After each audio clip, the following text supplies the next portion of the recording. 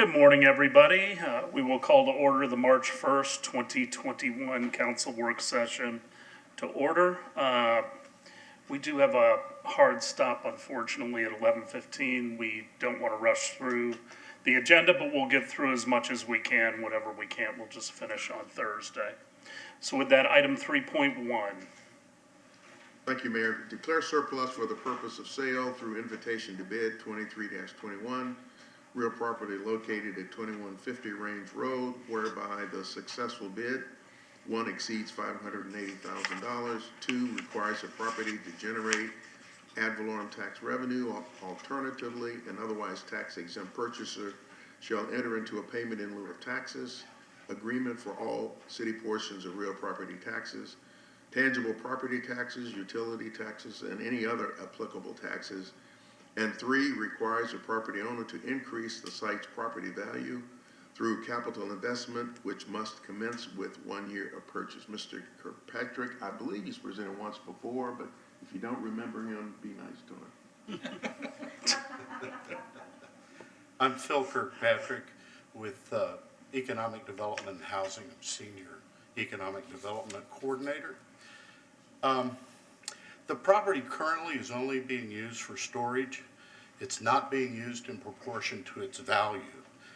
So the sale to an employment-based private business would provide greater economic benefit to the city, and the employment retained or newly created by an appropriate user would provide substantial employment benefits to the city residents. An appraisal done by James Milbaugh and Associates appraised the value at $580,000. So I believe Mr. Horn fully encapsulated what's being proposed, that the City Council, in accordance to its qualifications established, that the bid price exceed $580,000. The successful bidder must invest capital to increase the property's value within 1 year. Property must generate ad valorem tax value, and if it's a tax exempt bidder, enter into a pilot program for the city portion of the taxes. I'm open to whatever questions you may have. Any nice questions? Councilmember Hamilton. Now, you say the purchaser, whoever is the winning purchaser, has to put money into the property within the first year. Does this also prohibit them from selling the property for a certain amount of time, any amount of time, or what? That's not what's in our proposal. I wouldn't think in a typical title of deed for fee interest, you would put that in unless the city so chose to do so. Does the agreement travel with the property? Yes, it would, and the conditions would travel with the property. We would make sure that it did. All right. Vice Mayor? Yes, when was the last time this was sold? We bought it in '03. Oh, God. '03? Okay, so, One thing I didn't, sorry. We bought it in '03 when the state stopped doing vehicle inspections and we were using it for Exactly storage right. and the fire so station. most likely, what I was getting at is most likely they're gonna have to fix it anyway, because to meet the current codes, they're gonna have to invest some money into it and bring it up to current codes. Yes, the detail of which I don't have, but I would assume life safety improvements would be required. There's a little bit of deferred maintenance in the building that needs to be brought up to snuff, if you will, depending on the nature of the business that would go in. I would think they would want to improve the facade, or at least fix it cosmetically. Councilmember Beckman and then Councilmember Hamilton. Oh, I think this is a great type of agreement. I'm fully supportive of this type of an agreement, but I just had a couple of questions for my clarification. How many nonprofits or do many of our nonprofits in the city engage in a pilot program? I don't have the answer to that. I can look it up and let you know. Okay. And then, how do we determine who engages in pilot programs? I'm sorry? How do we determine who enters into a payment in lieu of taxes program? This is a mistaken question. Yes. I believe that right now, we do not have any current pilot agreements, and they are done by agreement. Okay. We have in the past, I believe the Housing Authority was it Condon Gardens, I believe? Yes. We had a pilot agreement with them. I do not believe since then that we have engaged in a pilot agreement. But didn't you look at one at the East Library when that was up for bid? We had this same condition, that if they were tax exempt, they would have to agree to a pilot agreement, but we did not end up entering one because they're not tax exempt. The not-for-profit didn't win the bid. Correct. That's right. This is, when we own the property, we will put this condition in. Otherwise, it is not particularly normal for your average not-for-profit to enter into a payment in lieu of taxes agreement. Okay. And the city never pushes for that, or we don't push for that? for We do for nonprofits? properties that we are conveying, Yep. but if we're not selling it, we have no leverage. Okay. Okay. That's what I need to know. Yeah, no. Okay. Thank you very much. Councilmember Hamilton? I remember getting my car inspected a number of times at this location early. What about, because of all the automobile uses of this property, has the amount of remediation been determined? And is that, will that be the responsibility? Obviously, it's going to be the responsibility of the new owner, but have we done any study, or do we know what kind of remediation is necessary, or are the potential bidders going to have the ability to do their own research prior? Well, it's typical in a commercial real estate contract. A condition precedent to purchase is an environmental assessment. That's what most banks require.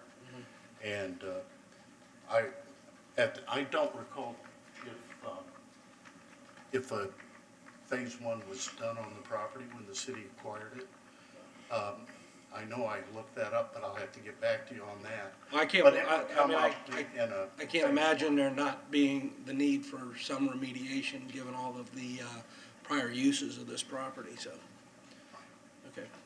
I don't know, we took it over from FDOT and, all people were doing was driving through, as you recall, and having, the And spinning the wheels and spinning the wheels and putting the thing on your tailpipe to see what type of emissions there were. But then the there wasn't fire department used oil it, and the other fire department things. used it for some maintenance issues and things like that, so I Yeah. think there's some degree, may not be a whole lot, but I think there's, As I recall, they told us they use it for storage. I don't recall if they did any maintenance there, but I can okay. look into it and get back to you with that. Councilmember Bunker. Is there a specific nonprofit that's shown interest in this property? No, sir.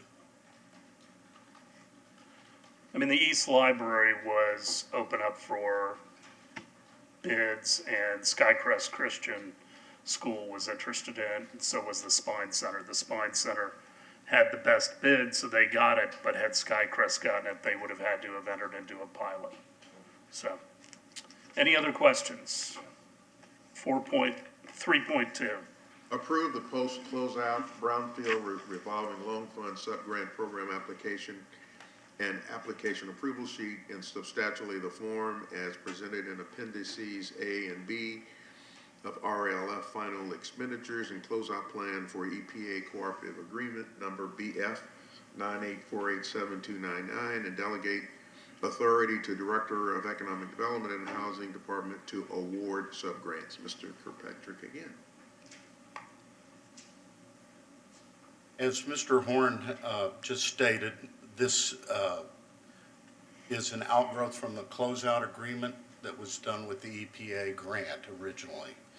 Currently, the city has $470,911 available in the restricted program income from the repayment of the loan related to the site for Clearwater Automotive property. Upon approval of the CRA board and the council, that outstanding CRA loan would be repaid in the amount of $227,808, which would bring total funding for this program to $698,719. I believe you have the application form in your packet. As you can read through it, it asks for details related to the applicant, the property for which grant monies are to be spent, the type and nature of environmental problems that exist, or the type of investigation which is to be completed with the grant. It also requires for properties the description of improvements to be done on the property or a project, plus the number of jobs or businesses to be created. If housing, the percentage of affordable housing units to be created and the resulting economic impact. Also requests the type of funding requested, such as for phase 1, phase 2 assessments, or cleanup remediation, and the schedule for the project. The staff, along with the Brownfields Advisory Board, will have approval of grants for remediation. Subgrant funding for assessment activities will be evaluated and approved by city staff. The city may fund for-profit entities for phase 1 and phase 2 assessments only. Remediation activities for for-profit entities are not eligible expenses under the program. So in addition to approval of the forms, in substantially the form as presented, staff seeking council grant authority to the Director of Economic Development and Housing Department to award subgrants to approved applicants by written agreement with the following conditions. The Director will have the authority to award subgrants to approved applicants by written agreement up to $50,000.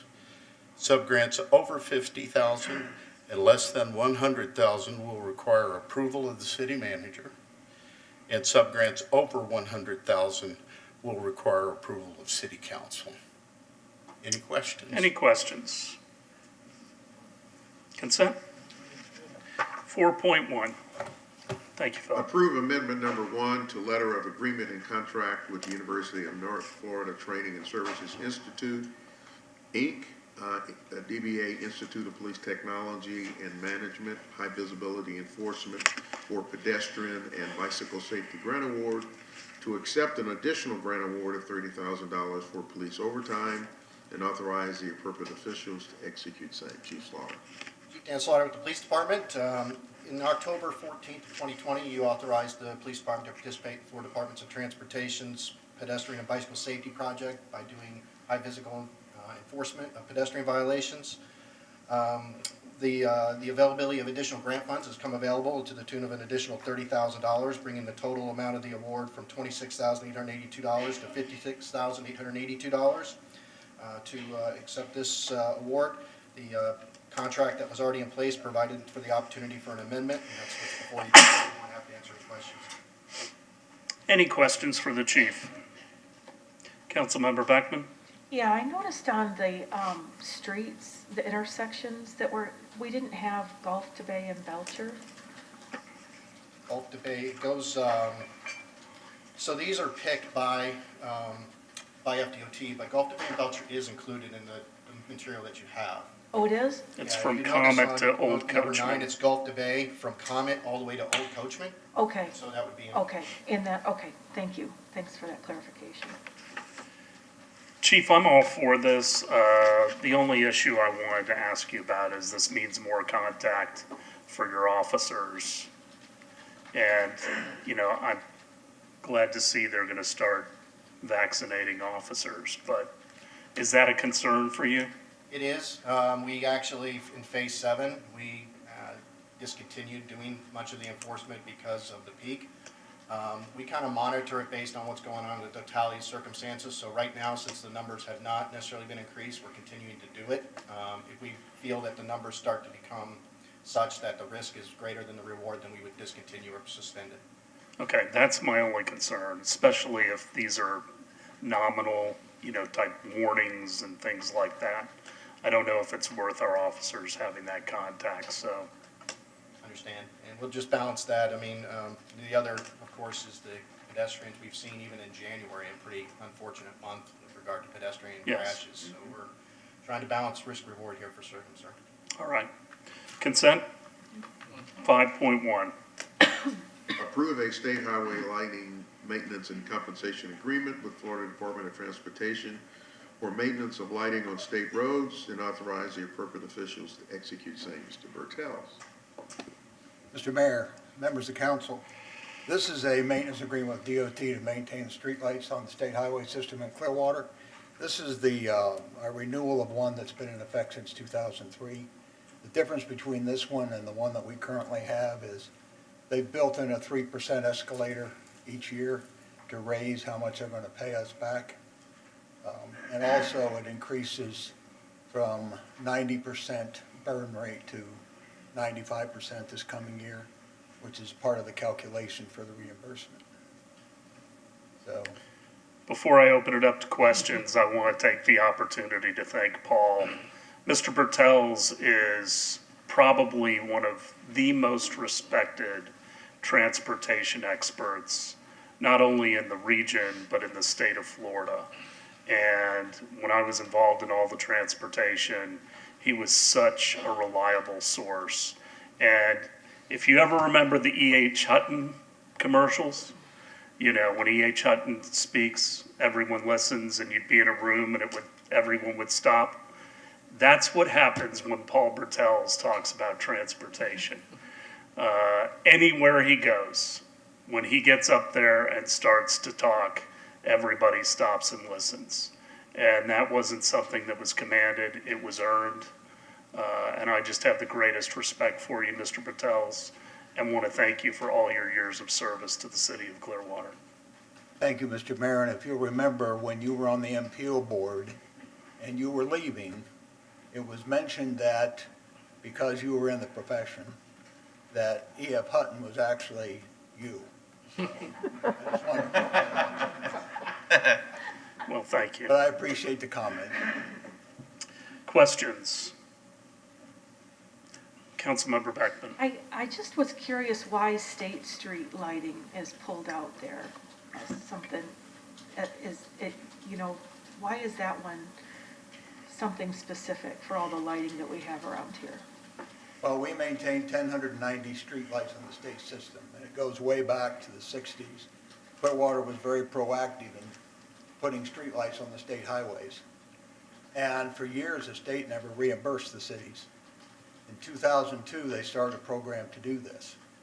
And so we treat them kind of separate. We have 665 streetlights on the state system that Duke Energy actually owns, and the city pays rental and maintenance fees.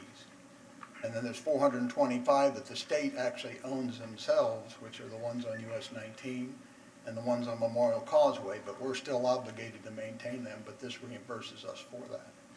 So it's kind of a separate group. We have 11,300 streetlights of our own on city streets that we also maintain, but they kind of break it out separately. Thank you. Other questions, Councilmember Hamilton, sorry. Not a question, but I'd like to echo what you said. I've worked with Paul for almost the last 20 years, since the first time I got elected, and he's always been good. But Paul, you know what I want. I know. Before you leave, you know what I want. I can throw a baseball from here to there. You know what I want, so please. Any other questions? Consent? Yes. Yes. All right. 5.2, thank you, Mr. Bertels. Thank you. Accept a sovereignty submerged lands easement from Florida Department of Environmental Protection, Bureau of Public Lands across Clearwater Harbor and the Intercoastal Waterway for the maintenance of a subaqueous potable water main and force main as part of Memorial Causeway subaqueous pipelines project, and authorize the appropriate officials to execute same. Mr. Burzak. Morning, Robert Burzak, Real Estate Services Coordinator. City Council accepted a submerged lands easement from the FDAP in 2017, but the FDAP never executed the original easement. This revised easement is based on an as-built location, which slightly altered the legal description. All other items are the same. Yeah, happy to answer any questions. Any questions, Vice Mayor? Yeah, it seemed like I remember when they put in the water line or the force main wasn't too long ago. How often do we have to maintain that? I believe, the previous one prior to that was 25 or 30 years. What was the big line that they had lined up on the causeway that took forever to get installed? It was probably the sanitary force main, Okay, one that runs all the way across the harbor. yeah. All right, but it's not something that we have to maintain often, right? I don't believe so. Dave Porter could probably answer that question better than me, if he wants to chime in. Dave Porter, come on down. Dave Porter wasn't listening. One, Answering an email.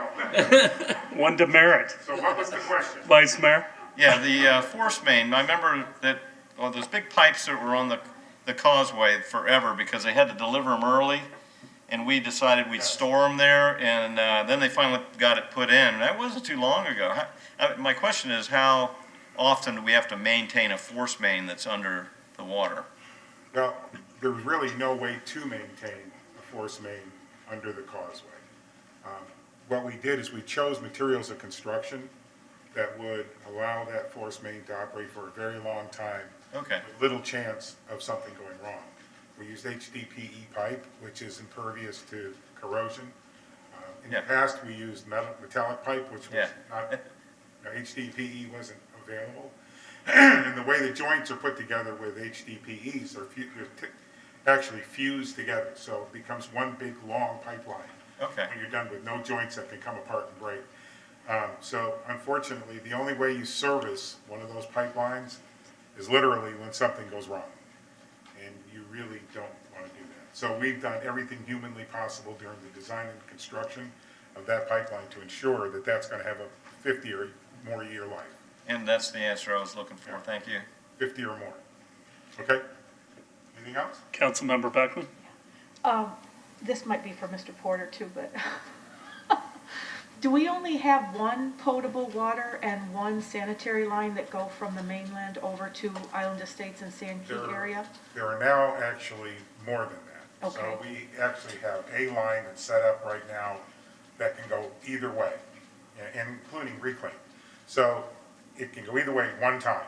If it ever goes over to reclaimed water or goes over to being used for sewage, currently it's set up to be used for water as a backup. But if we need to, if one thing happens, we can switch it over to be used for reclaimed water or wastewater. That would then give us time to shoot another line over if necessary. So we do have a backup. We did not previously. That's why those lines have been put in. Okay, so we have like 3 lines, one is not being used, it's an emergency. Well, it's set up for water, and it's Okay. currently set up for water. Okay, But at any moment, it can be switched back over to one of the others to carry the load. Okay. It's not necessary to carry it for water right now, but it's better to keep a pipeline moving than not. yeah, So we have water set Okay. up for it, but eventually, if something happens, we'll switch it over to sewage, and then we'll have to put another line in okay, as a backup. okay.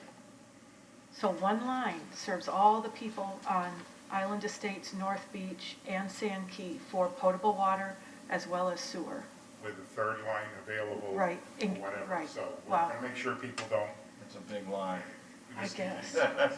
And We Craig? have now the means of making sure that people don't lose service. Okay, thank you. Other questions? Consent, right? Consent? Yep. All right, 5.3. Accept a boardwalk easement from NESC LLC for the purpose of maintenance and general public use of a public boardwalk on real property located at 443 East Shore Drive and adopt the appropriate resolution. Mr. Bozak. Thank you. The city entered into a development agreement with a developer at 443 East Shore Drive in 2012, but the development never commenced. The agreement contemplates the developer will construct a 15-foot wide boardwalk and to permit the general public to use the boardwalk and the new sidewalk connecting the boardwalk to East Shore Drive. Happy to answer any questions. Any questions? It's going to be a great addition as we continue to try to get the whole East Shore. All right, talk about that further on Thursday. 6.1. Approve revised fiduciary investment committee charter for the city's defined contribution retirement plans. Mr. Ravens. Good morning, Mayor and council members. Jay Ravens, Finance Director. This item is essentially a housekeeping item to update a investment committee charter that was first brought to council in 2013. Minor changes with the most significant being we're slightly changing the composition of the committee to try to improve participation. Happy to answer any questions. Questions for Mr. Ravens? I see you can for instance, you can designate somebody on your behalf. Correct. Do you do that often? No, it's really more for emergency type Okay. situations. The second question I had is there anything to prohibit us from putting a citizen that has expertise Not at all. onto this committee? Yeah. Yeah, I think that would be a good thing. There's a lot of people in the city of Clearwater that have great knowledge that applies to this, and, you know, the citizens are also helping pay for this. So I don't know that it would be a bad idea. We have somebody on the audit committee. I'd like to see somebody on this committee agree. from the citizenry. Not sure the charter as it's written right now indicates that. If you'd like, we could push this to the next meeting and I could bring you back a revised charter that includes the option for a citizen appointee. Any thoughts on that? I like it. I do too. I think it's a good idea.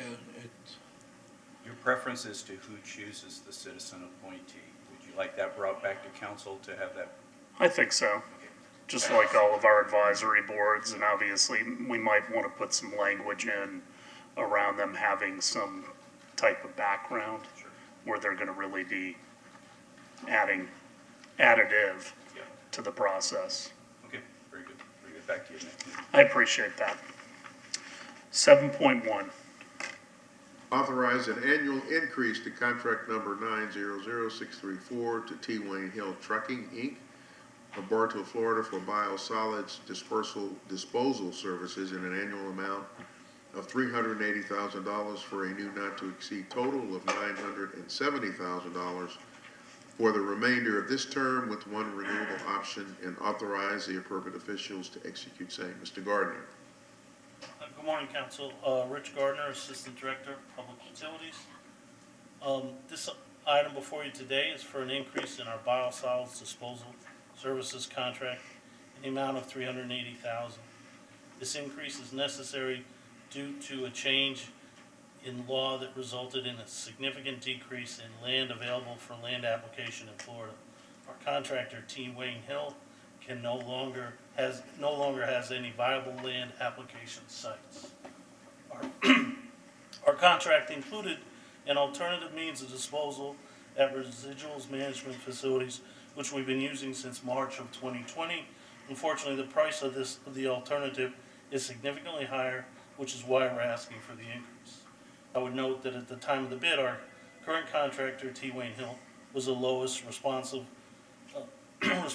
bidder on the alternate items as well as the base bid. We're asking for an increase to the contract for the remainder of the current term with a one-year renewal option. I'm happy to answer any questions. Any questions? Councilmember Beckman. Yeah, I just had a couple of comments when I was going through the agenda and came upon this item. I wanted to understand, more about these biosolids, which are probably not real pleasant, but, why the cost went up, and certainly, we'll approve this cost. So in some of the reading I did, and it wasn't really, hugely extensive, but the biosolids that are put on some of these farming fields are running off into our waterways, and part of this information was affecting algae blooms and causing some problems, along the water. And so our state government is cracking down on some of those regulations. And I think it just, number one, it illustrates the impact that humans have on our environment all the time, right? And number two, part of the other reading that I had is that there is some innovation in taking these dried biosolids and burning them for electricity. So I don't know what the smell would be like, but it's just, as technology advances and we learn how to deal with our impact on the environment, that this is one of the things, the cost goes up because we don't have enough land to spread all this dried solid waste, right? I mean, Yes. that's The what, alternatives to land application are more expensive. yeah.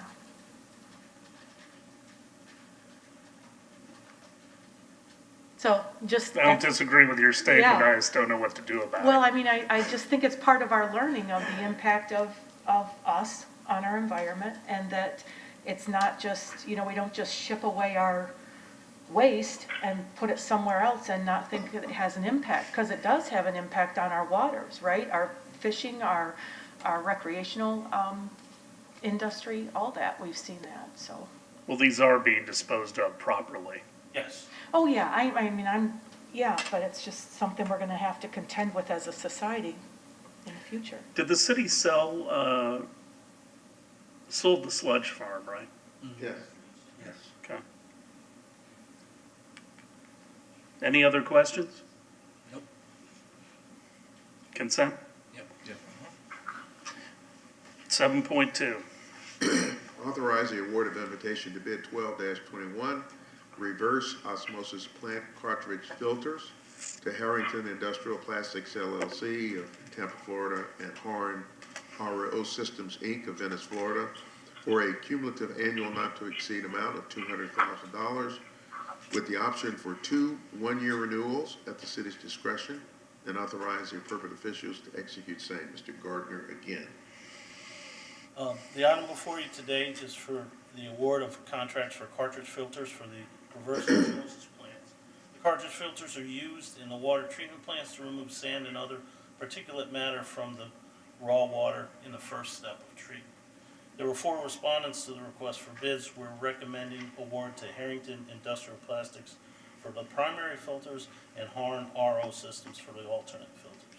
This is a 1-year contract through March 16, 2020, with an option for 2 one-year renewals. I'm asking for your approval to award, and I'm happy to answer any questions. Any questions?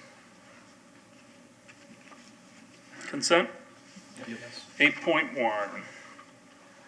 Award a contract to Baker Tilly US LLP in the amount of $26,500 for executive recruitment services for the position of city manager, and authorize the appropriate officials to execute same. Ms. Portier. Good morning, Mayor and Council. In February of 2021, we did a RFP for the executive recruitment services for the city manager. We did receive 9 qualified responses, and a committee consisting of Pam Aiken, the city attorney, Jay Ravens, the finance director, and myself, the human resources director, selected Baker Tilly to serve as the executive recruitment firm to handle the recruitment for city manager. This is a 3-phase project estimated to take about 120 days with some flexibility at the direction of the council, and to cost $26,500. The price does include 3 on-site visits with an ability to add on additional sites if needed at an additional cost. A breakdown of the phases and the cost is attached in the signed agreement. Also attached is the response to the RFP, and the project manager, Art Davis, is on the telephone if you have any additional questions. Vice Mayor. Yeah, this will start rather soon. Yeah, we have it written to start at the commencement of the approval of this item. Okay. And the public is going to be involved in this as well. That is totally up to the direction of the council, but yes, there are options to have community involvement, whether it be, there's an option to add a survey in for them, or you can do on-sites with community involvement at the later stage in the process with the finalist. Okay, thank you. You're welcome. Councilmember Hamilton. Well, I know, I appreciate the work you all put into this and bring forward this recommendation. I know that Baker Tilly was did a executive search for our county administrator That's correct. fairly recently. So they know our area, they know the demographics of our area, so they've really got a kind of a head start. And to be honest with you, I am thrilled with the monetary number. I was expecting something significantly higher, so that doesn't give you permission to raise the price, by the way. But I was very happy with that, so I'm very comfortable with your all's recommendation. I did call former Commissioner Welsh, who was the chairman of the Board of County Commissioners at the time, and talked to him about the company. He was very happy with Baker Tilly. He thought it was a good process. He would highly recommend them. But we talked yesterday about that, so I did want to share that with all of you. Other questions or comments? Mr. Davis, I did have a couple questions. It's interesting that you don't recruit any people that have been placed. Usually there's a time limit on that, but you don't ever recruit directly? I'm sorry, can you, this is Art Davis with Baker Tilly. The question was referred to recruiting individuals, but I couldn't make out the full question. Sorry. It says in your presentation that you never recruit people that you have placed. I've been involved before where there's a 5-year lockdown, but I've never seen forever. Is that unusual? Right, and if we place somebody with an organization, as long as they're in that position, we will not intentionally recruit that person for another job. So that is correct. And then also in your presentation, it says that if the recruit for some reason leaves within 1 year, that you will come back and do another search for free. How often has that happened? Well, I've probably had to do that 2 or 3 times in a 5-year period of time. Whether there's been a family crisis and they've decided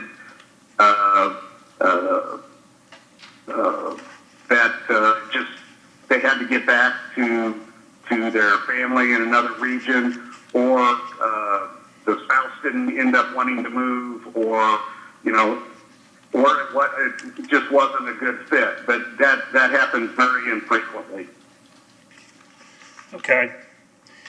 The only other question I have, Ms. Poyer, is, listed here is that they will narrow the field to 3 to 5 finalists.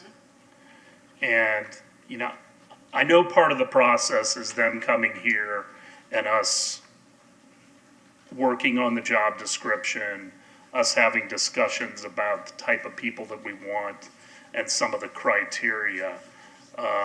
If that's really, really strong, I'm comfortable maybe with 3 to 5, but I frankly would like a larger field of finalists or semifinalists that we could see. Yeah, the number of semifinalists that you'll get to see would range anywhere from 8 to 14. And we're going to get you the best, most qualified candidates, and it's going to be a diverse pool of candidates in all senses of the definition of diversity. And then it's up to you to narrow, as a group, to narrow that group down to a group that you would like to have on-site interviews with. And we'll assist you in any way we can to provide information. We'll provide some video interview clips for you to review. We'll provide a whole host of background materials on each of those semifinalists. But then it's up to you all to narrow that group of, from 8 to 10 to 12 candidates down of the most qualified candidates. Okay. I mean, this is a big deal. This is something that we need to take very seriously. I think those who chose Mr. Horn chose extraordinarily wisely. It's unheard of to have a city manager for 20 years.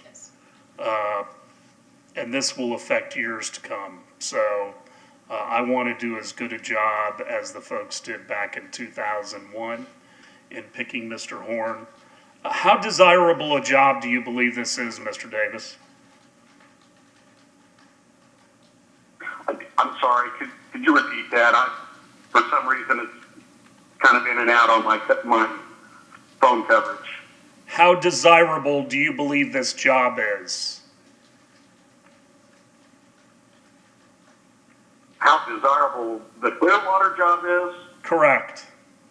I would say that it would be a very sought after position. And, you've had a track record of a long-term city manager. It's a highly desirable place to live. I think the key is we've got to find candidates that aren't necessarily out looking for jobs, but people that are content and happy in their current position. So we need to have enough time to really get some good, strong candidates to pique their interest and have them take a look at the job. And that's where, the marketing, making sure we're describing all of the advantages and even some of the challenges that you're facing as a community, and so that people can enter this process with eyes wide open, and then we're going to vet these candidates in a comprehensive way, so that you know as much about the candidates as possible, and at the same time they're going to know as much about the community as possible. Very good. Any other questions or comments? Can this go on consent? It can. Okay. Consent? Yeah, no problem with that. 9.1. Thank you, Mr. Davis. Thank you. It's the first time I've been accused of being soft-spoken.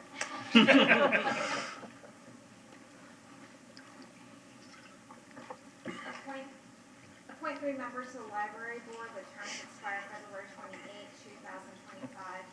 Council members, there are 3 candidates. Mr. Lloyd is currently serving but does not wish to be reappointed. And Mr. Laurenti and Ms. Murphy are both eligible to be appointed, or rather reappointed. Mr. Laurenti was serving an unexpired term, so he's able, and Ms. Murphy, although she completed her 2nd term, because of a lack of candidates for this particular board, we only had 1 individual who was willing to serve on this board, Mr. T.B. Croman, and he was included in your agenda pack. Ms. Murphy is able to serve a 3rd term. Any questions? Sounds like it's pretty easy. Yeah. Yes. This one's a. May I place it on consent with those changes? Sure. All right. 9.2. Appoint 1 member to the Community Development Board to fill an unexpired term through February 28, 2023. Council members, Mr. Iniscavige was serving on this board. Unfortunately, he moved outside of city limits, which requires a reappointment. In the application, you do have Brenda Dallas Griffith, David J., Nils Kushta, Andrew Park to be considered for the appointment. I do want to make note that if Mr. Kushta is appointed to fill, he's currently serving on another board, so we would have to, he's serving as an alternate, but he is able to serve as a full member, so that's something that I wanted to make sure that you were aware of. Vice Mayor? Yeah, I'd like to suggest Andrew Park. I think he had impeccable credentials on this, and he would be just the type of person we're looking for the CDV.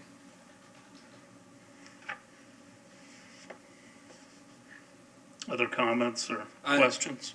I mean, I know Mr. Park, I know he's very good, and I like he's got a background with the Urban Land Institute, which we always look at as being a positive.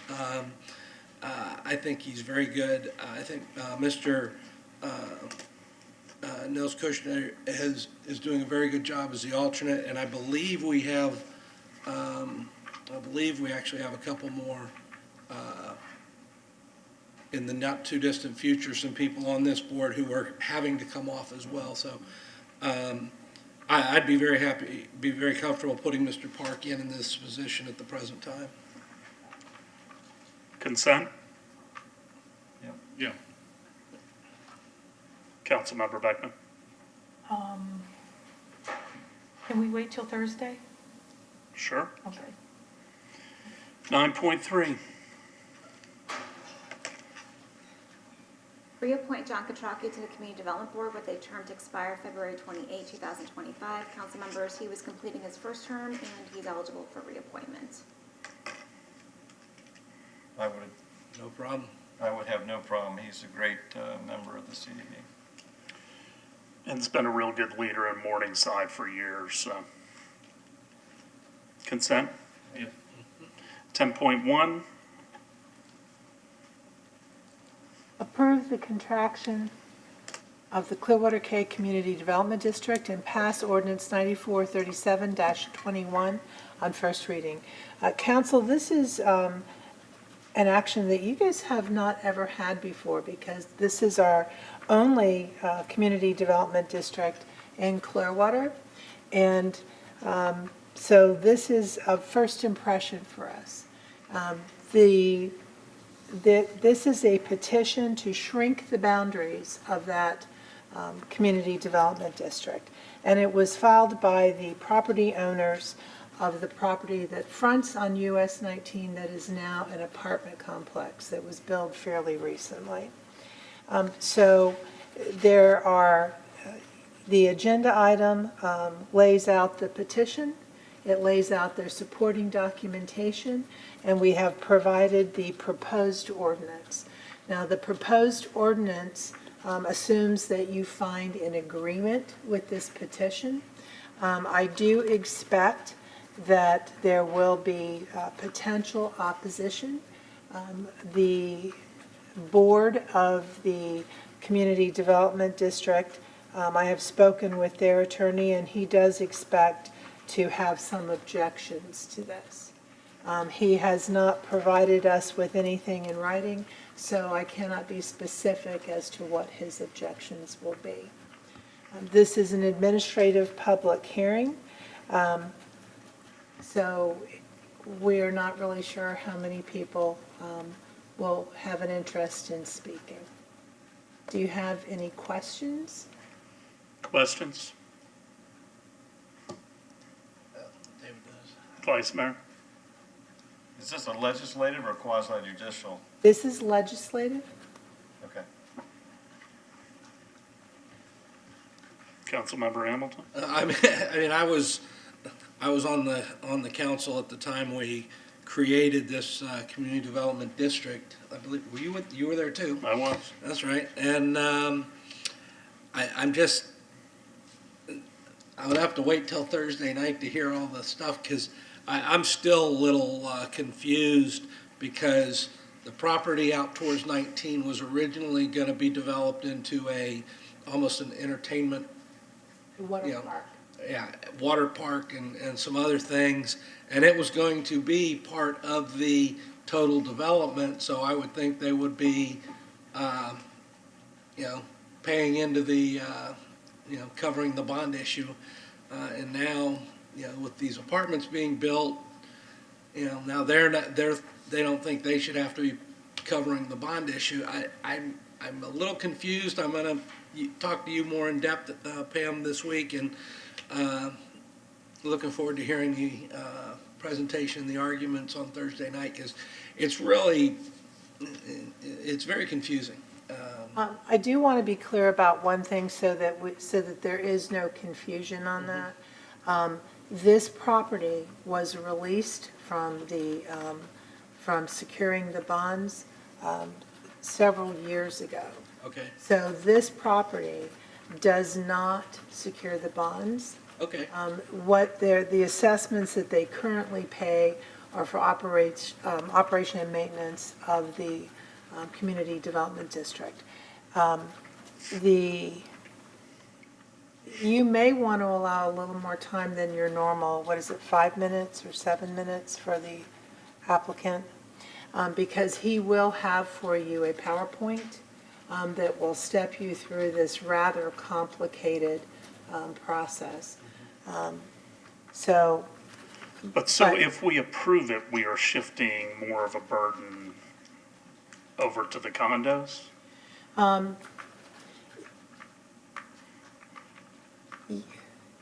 Yes,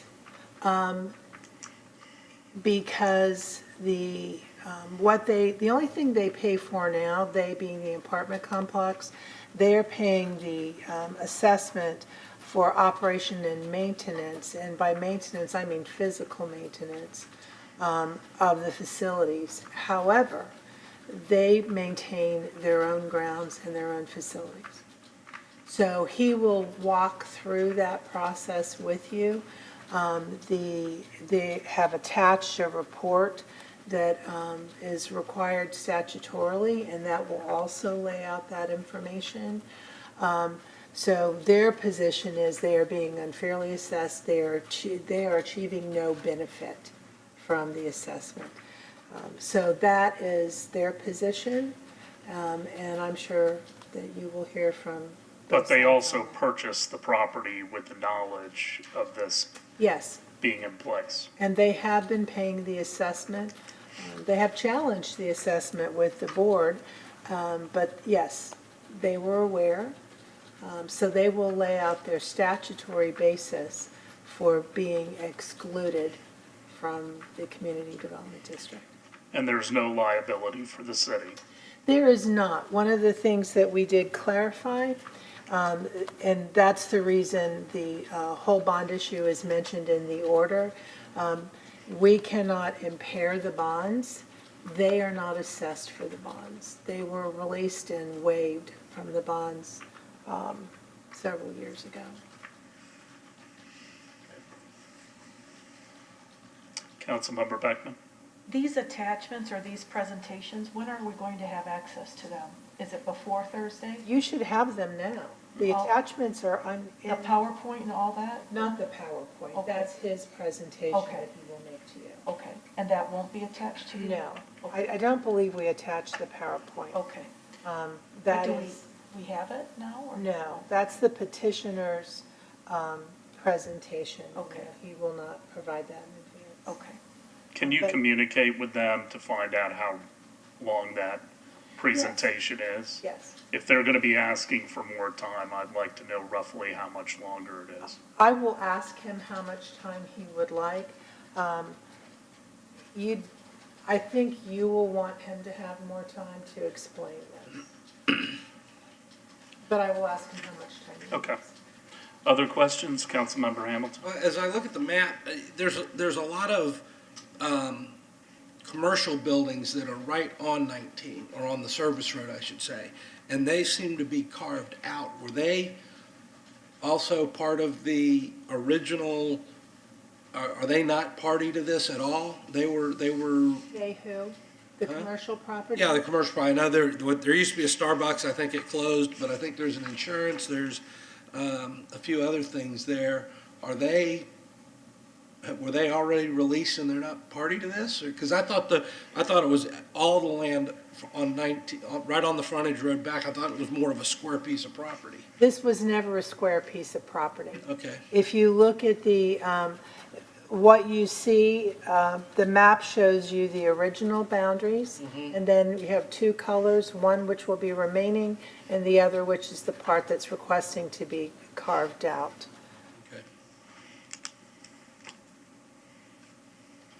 Councilmember Beckman? So just to be clear, we have all documents that we need to review prior to Thursday, You have except them for whatever he's going to present as a visual? Yes. Okay, good. And you do have, you have exhibits that show you what the original plan was, et cetera. So you've got Okay. a lot of information there. Anything else at this time? All right, 10.2. Confirm the COVID-19 emergency proclamation and adopt Resolution 2111. Have anything wonderful to say, Mr. Chief Graham? Seeing as you're here, I don't want to waste the opportunity. Oh, of course. Good morning, Ron Graham, Division Chief Emergency Management. No, this is our weekly extension of the emergency. We still are in the pandemic, and even though vaccinations are becoming more readily available, it's not time to drop our guard. So we need to continue this so that we can continue providing the support that we need. Exciting that J&J is going to be coming out with Yes, very theirs, I excited guess, about 4 million doses right off the bat. Yep. That'll be very good for us. Any questions? Nope. Any questions on second reading? Mr. Horn, anything else? No, Mayor. Ms. Aiken? No, sir. Vice Mayor, do you want to do the PSTA for Pinellas today or on Thursday? At your pleasure, Mayor. It's up to you. I'll leave it to your As discretion. long as We you're not have gonna time. take an hour and 20 That minutes. won't to take get an it. hour, 20 minutes.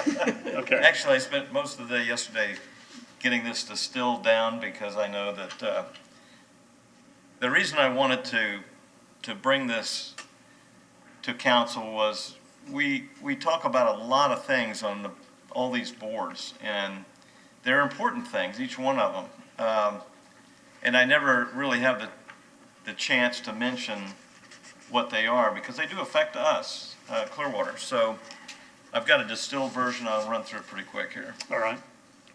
This is an MPO and transit update, and I'll start out with PSTA. At the board meeting last week, we talked about access paratransit contracts. And I thought this was really interesting.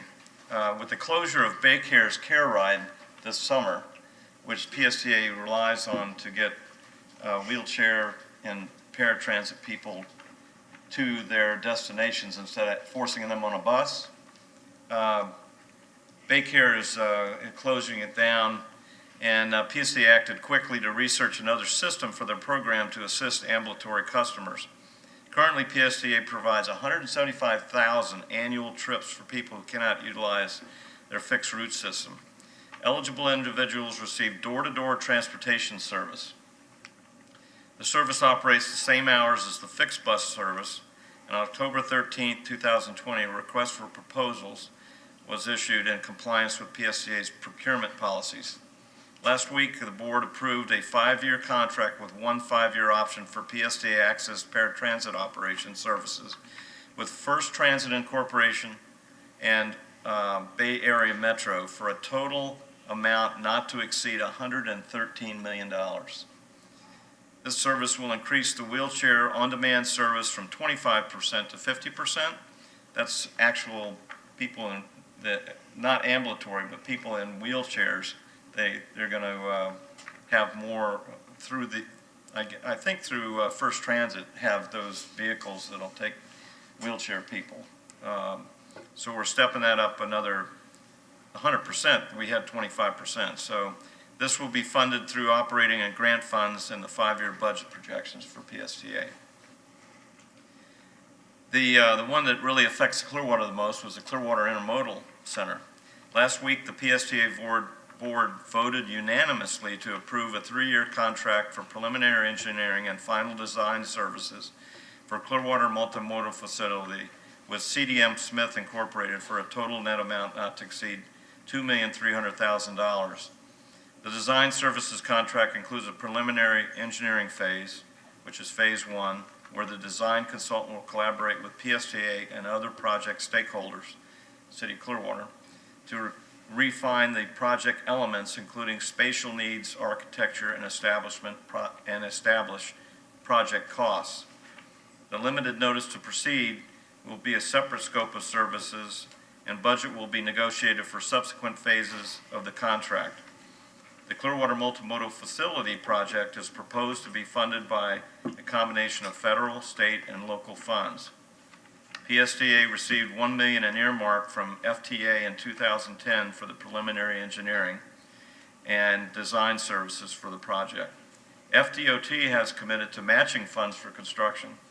Not only is this an important project for the growth of our downtown, Ford Pinellas has listed this as a priority project for the Pinellas County's TIP, which is our planning of projects.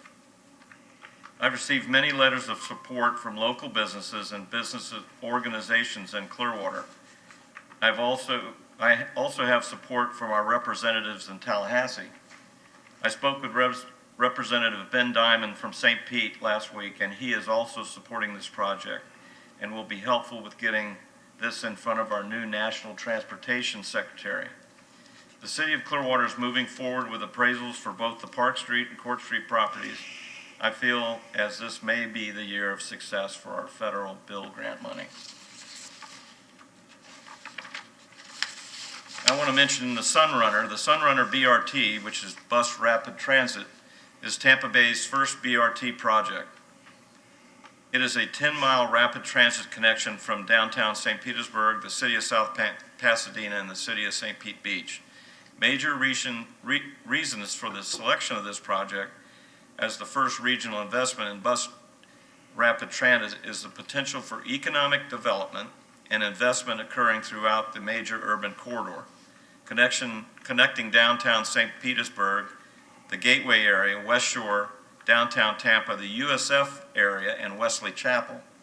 The goal is an all-day modern mobility that provides quick, safe, reliable, frequent, and regional rapid transit service. So this is a project that will create more transportation choices for residents of all ages to get out in their community, go work, volunteer, shop, and connect with one another. Residential property values perform 41% better on an average if they were located near public transportation with high-frequency service. And communities that invest in public transit reduce the nation's carbon emissions by 37 metric tons annually. Okay, Ford Pinellas, that is our Pinellas County MPO and PPC combination. And as I said before, Pinellas County is the only one that has this combined service in Florida because we are so dense. I'll read what I have. Combined MPO and land use organization. Since Pinellas is so densely developed, any redevelopment will have both transportation and land use concerns. The board unanimously approved over $1 million Complete Street grant program awards to the city of Tarpon Springs and St. Petersburg.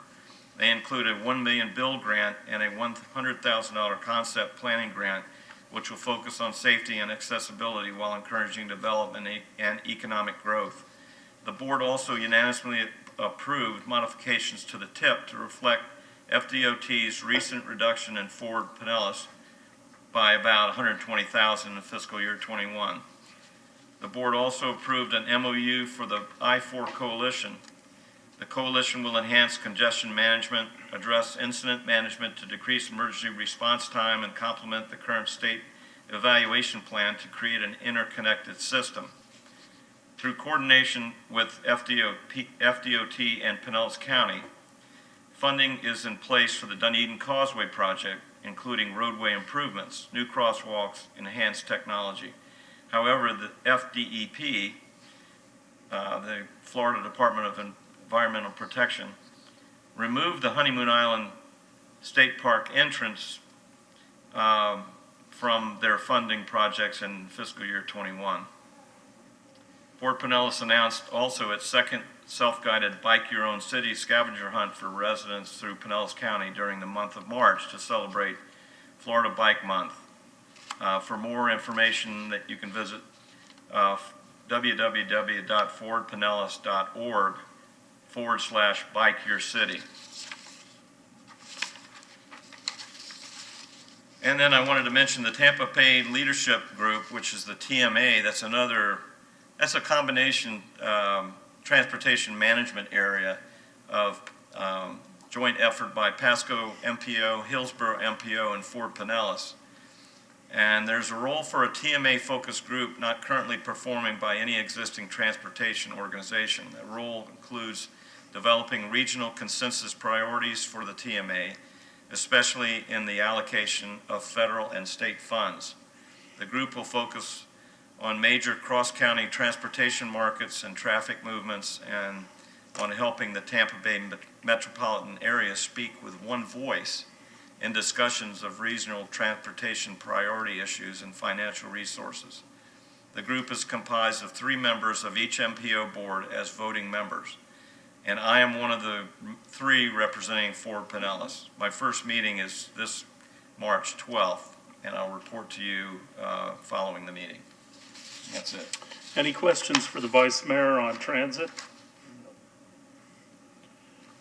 Well, I look forward to the PSTA discussion with the transit station. That's been an awful long time in coming. I think we need to be in talks with the county, obviously, for the other property. Ms. Aiken, did you have something to add?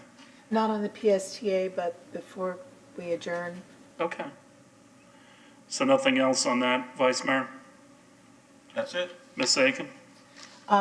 While we were talking, Mr. Clark, who represents the petitioner, sent me an email, and he would like 20 minutes for his presentation. That would mean in the event that the K Club's attorney would like to take that long, you should probably give him that amount of time Yes. too. Anyone opposed to that? Okay. Thank you. Any new business items that we want to agenda for the future? Councilmember Beckman.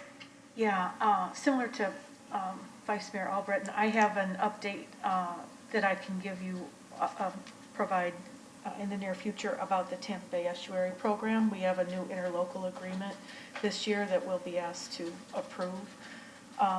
And I would like to have a discussion at some point about our feelings on picnic tables in parks. So I've had a number of residents talk to me about that, and to be perfectly honest, as I go out and meet with residents, I like to meet outside because of COVID, and I often suggest let's meet at a park in the shade on a picnic table, and I've had big challenges in trying to locate any. And so I just want to have a discussion about, your ideas about picnic tables in parks. Okay. We'll schedule that. Anything else? All right. Well, with that, we are adjourned. We'll see everybody Thursday.